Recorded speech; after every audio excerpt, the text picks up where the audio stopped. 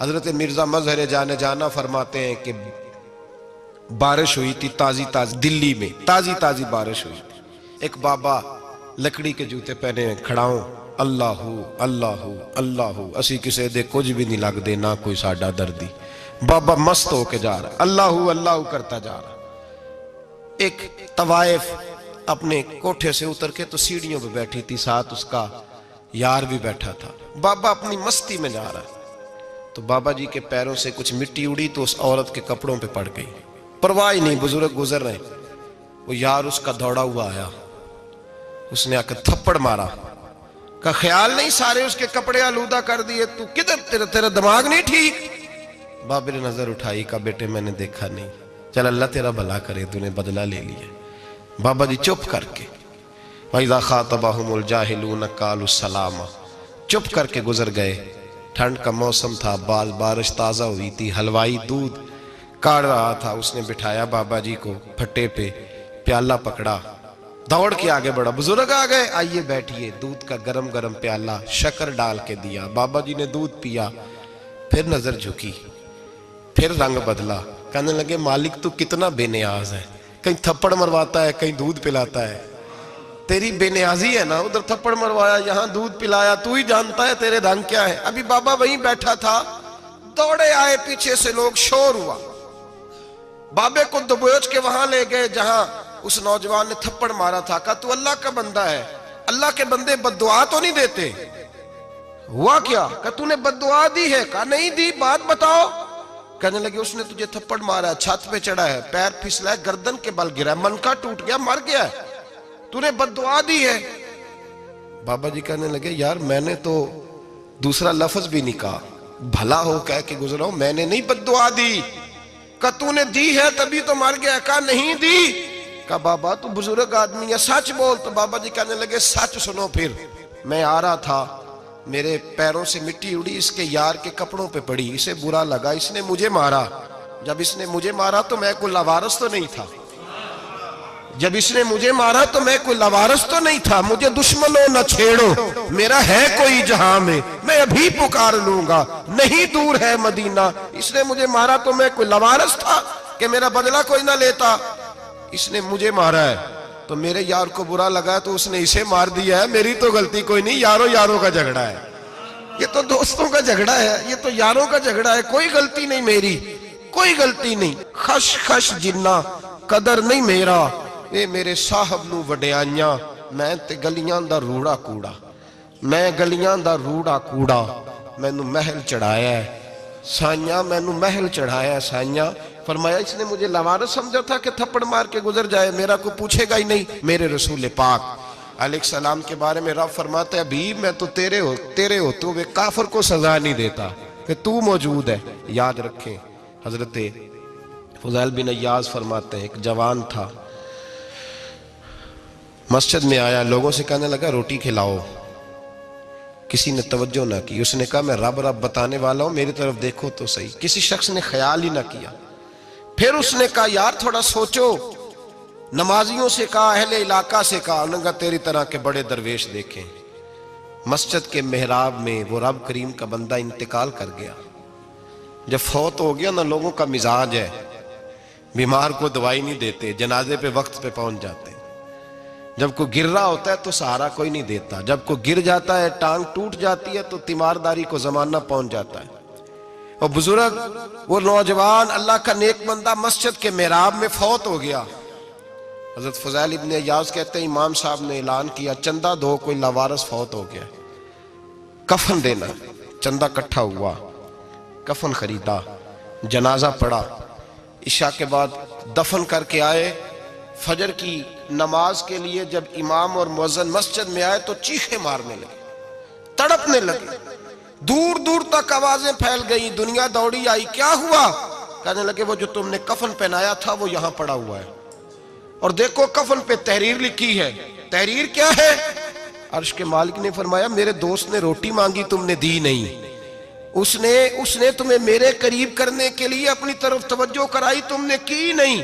اور میرا یار تمہارے کفن کا محتاج تھا، سنبھال کے رکھو اپنا کفن، میں نے اسے جنت کا لباس عطا فرما دیا، سنبھال کے رکھو. یہ کوئی لاوارثوں کا ٹولہ ہے؟ یاد رکھیں جو وارث والے ہیں، وارث والے ان کا رنگ اور ہے، جو ماننے والے ہیں ان کا مزاج اور ہے۔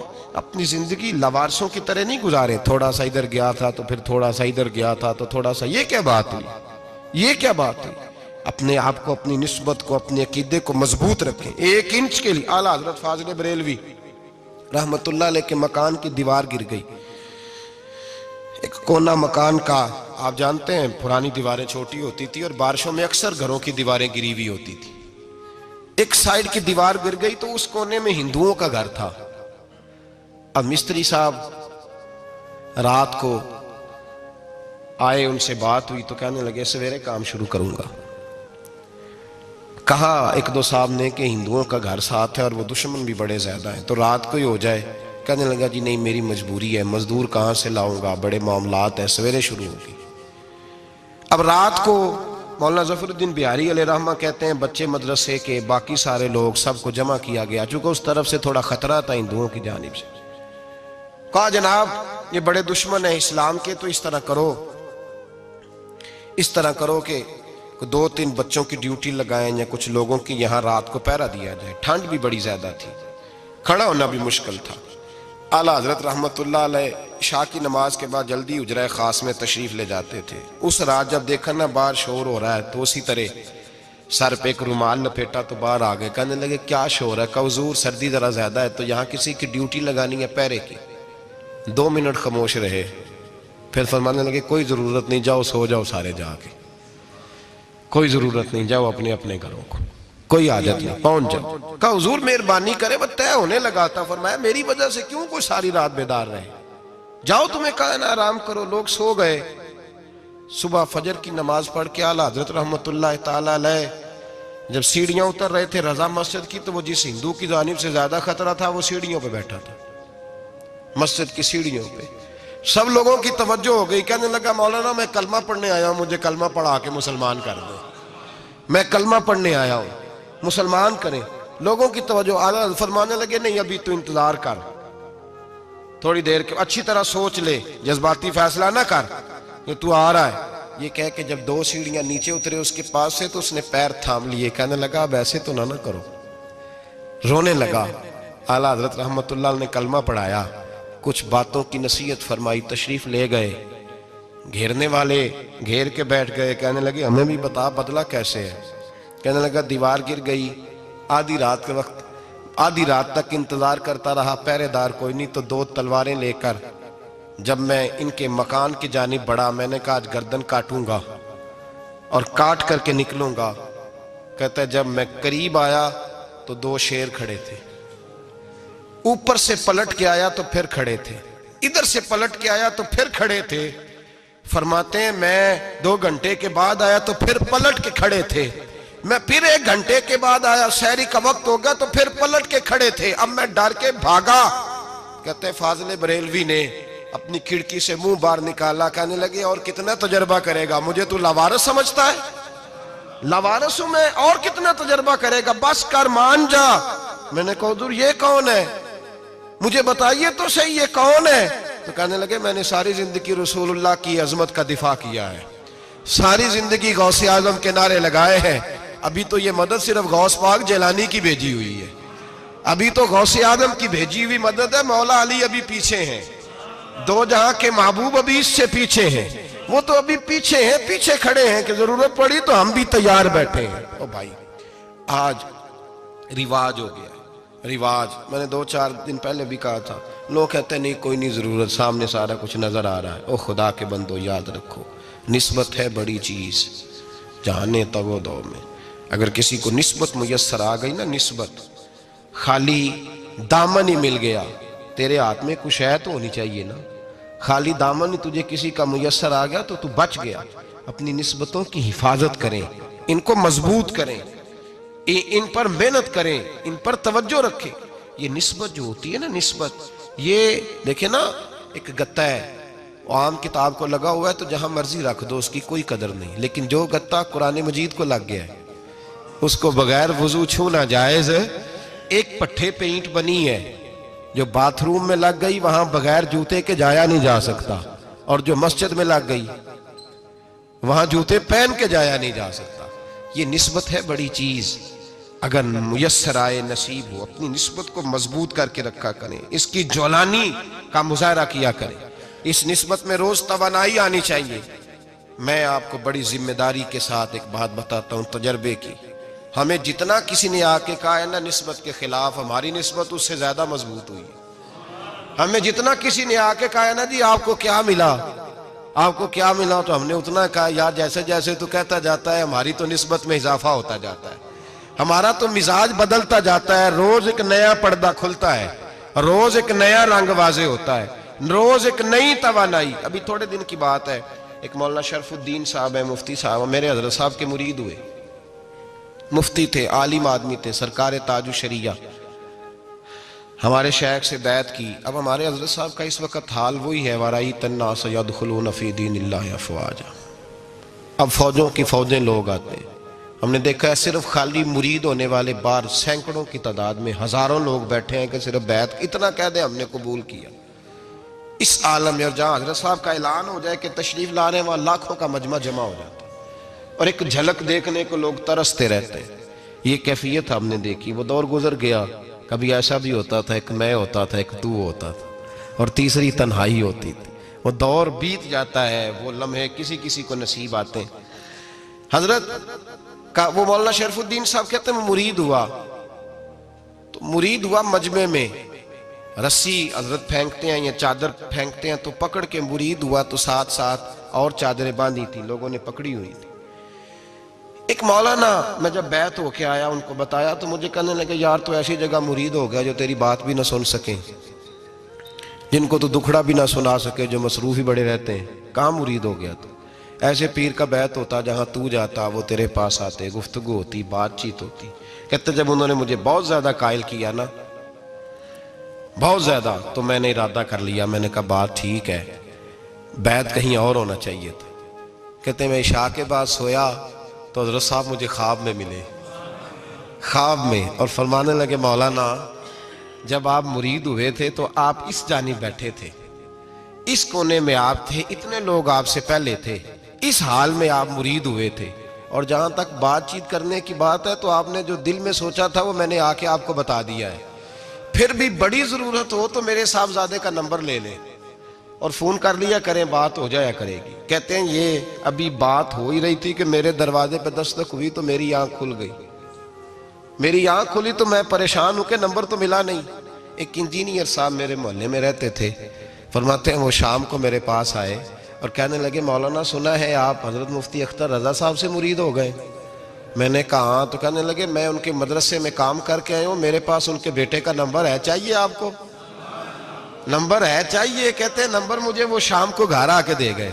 اب جب میں آستانہ نور پہ بریلی شریف ملنے کے لیے حاضر ہوا تو میرے دل میں خیال آیا, جب میں اندر گیا نا تو میرے دل میں خیال آیا حضور خواب جو آئی تھی اتنی بھی جلدی کیا ہے, ذرا ٹھہر جائیے, آپ ملے جو تھے تو صاحب نمبر بھی دے ہی جاتے. میرے دل میں خیال آیا تو السلام علیکم کے بعد حضرت کہنے لگے مولانا مجھے تو جلدی کوئی نہیں تھی, آپ کے دروازے پہ دستک ہو گئی تھی, مجھے تو کوئی جلدی نہیں تھی, آپ کا دروازہ بجنے لگا تھا, مجھے تو جلدی کوئی نہیں تھی لوٹنے کی. ہر مشکل دی کنجی یارو ہاتھ مرداں دے آئی, اور مرد نظر کرے جس ویلے مشکل رہے نہ کائی.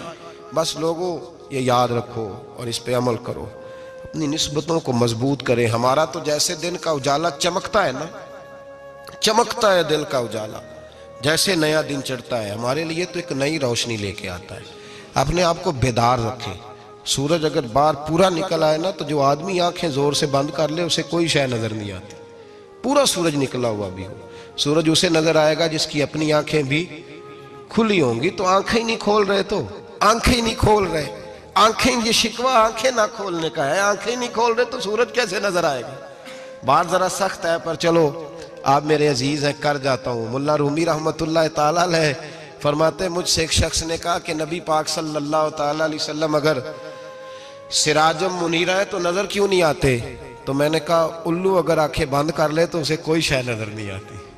آنکھیں بند کر لے تو اسے کوئی شے نظر, تو آنکھیں تو کھولنا, آنکھیں کھول. یہاں میں اپنے کمرے میں یوں پردہ آگے کر کے لائٹ بند کر کے باہر شور مچاؤں, سورج کوئی نہیں, سورج کوئی نہیں, تو مجھے کوئی بندہ کہے گا پاگل, اس طرح کر, باہر نکل. ادھر آ تجھے دکھاؤں سورج ہے کہ نہیں، تیری تو اپنی آنکھیں بند ہے۔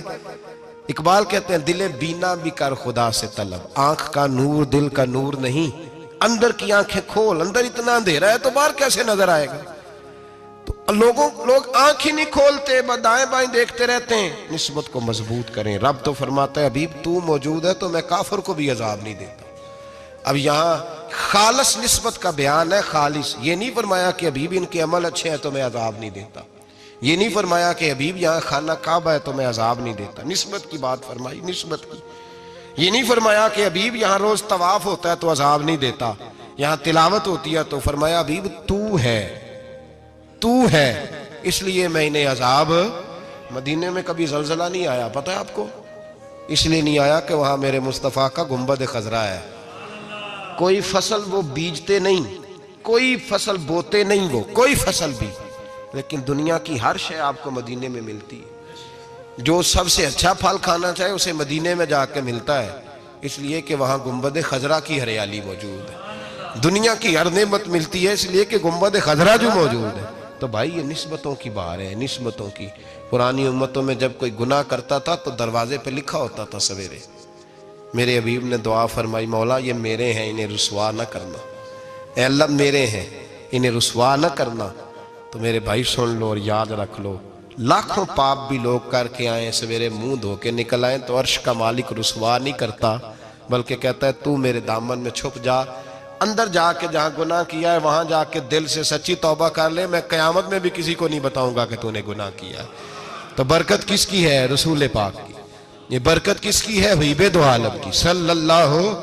غلامی کا رشتہ مضبوط کریں، غلامی کا، وارث والے بنے، لوارث نہ بنے۔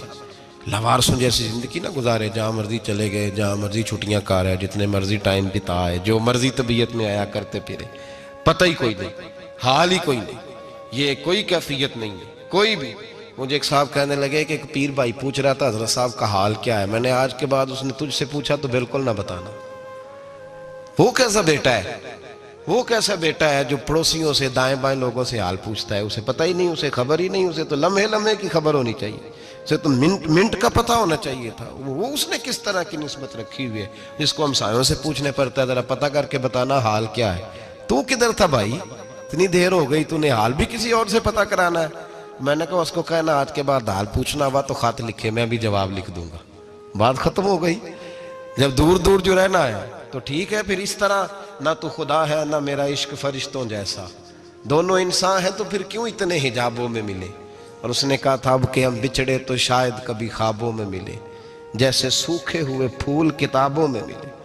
ایسا کام نہ کریں کہ وہ انداز ہی بدل جائے، اپنے آپ کو، اپنی نسبتوں کو مضبوط کریں۔ اللہ تبارک و تعالیٰ سے دعا اور التجا ہے کہ اللہ کریم ہمیں نسبتوں کی مضبوطی عطا فرمائے، اور اللہ تبارک و تعالیٰ ہمیں یہ توفیق دے کہ ہم سمجھ جائیں اس بات کو کہ اصل بات ہے کیا، اور اصل کی مضبوطی کتنی ضروری ہے، اصل تک پہنچنا کتنا ضروری ہے۔ اور یہ بھی یاد رکھیں، اماں جب ناراض ہوتی ہے نا، جب اماں ناراض ہوتی ہے تو کہتی ہے بس نکل جاتا، فٹافٹ نکل جاتا، دوڑ جا، کوئی تعلق نہیں۔ ابا بھی کہتا ہے آج آیا تو ٹانگیں توڑ دوں گا، حال ہی کوئی نہیں۔ اور وہی بیٹا جا کے 2 منٹ پیروں میں بیٹھتا ہے، کہتا ہے اماں تجھے پتہ ہی نہیں میں کتنی ٹینشن میں تھا۔ تو وہی اماں باہر نکل کے پہلے بڑھ کے مار رہی ہوتی ہے حد کر دوں گی، پھر وہی اماں کہتی ہے بڑا پریشان ہے بیچارہ۔ یہ کیفیت ہے، اپنے آپ کو صحیح کریں، اپنی نسبتوں کو مضبوط کریں، احکامات پہ عمل کریں، محبوب کی غلامی تگڑی کریں۔ یہ جو سستیاں ہیں، کوتاہیاں ہیں، ان کو دور کریں۔ زندگی کا لطف آتا ہی تب ہے جب آپ پورے طور پر اپنے آپ کو چاقو چوبند کرتے ہیں۔ اگر تھوڑا کر لیا، تھوڑا چھوڑ دیا، 1 پڑھ لی، 3 رہ گئیں، 3 پڑھ لیں، 2 رہ گئیں، یہ لطف نہیں ہے، یہ ذائقہ نہیں ہے۔ اپنے آپ کو مضبوط کریں اور پورا مضبوط کریں، پوری اپنے اندر جو ہے وہ جولانی نسبت کی پیدا کریں۔ بس یہ دعا کریں اللہ جب تک زندہ رکھے غلامی میں رکھے، اور مارے تو غلاموں جیسی موت عطا فرمائے۔